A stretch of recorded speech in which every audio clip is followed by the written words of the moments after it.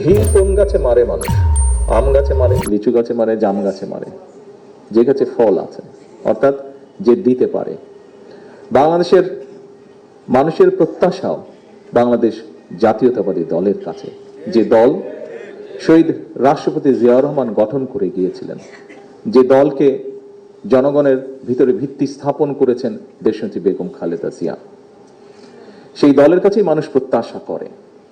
আজকে আপনারা যারা এই আলোচনা অনুষ্ঠানে যোগদান করেছেন, সারা দেশেই কম বেশি সব জায়গায় এরকম আলোচনা অনুষ্ঠান হচ্ছে যে আমাদের সামনে প্রথমত একটি অত্যন্ত কঠিন সময় অপেক্ষা করছে, আমাদের সামনে একই সাথে অত্যন্ত একটি গুরুত্বপূর্ণ সময় অপেক্ষা করছে।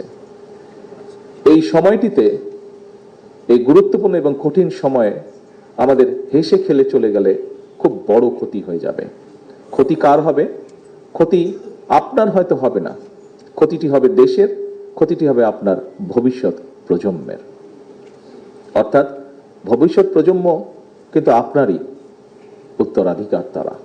কাজেই আসুন, শহীদ জিয়া যেভাবে দেশকে গঠন করতে চেয়েছিলেন, শহীদ জিয়া যেভাবে দেশকে সামনে এগিয়ে নিয়ে যেতে চেয়েছিলেন, আমরা সে ধারাই চেষ্টা করছি দেশকে আজকে পরিচালনা করতে। বর্তমান সরকার একটি রাজনৈতিক সরকার এবং দেশের মানুষ এই ম্যানিফেস্টো বা পরিকল্পনা দেখেছে, শুনেছে, বুঝেছে এবং 12 তারিখে তারা তাদের সিদ্ধান্ত অনুযায়ী ধানের শীষে ভোট দিয়ে ধানের শীষকে সেই দায়িত্ব দিয়েছে সেই পরিকল্পনা বাস্তবায়ন করার জন্য।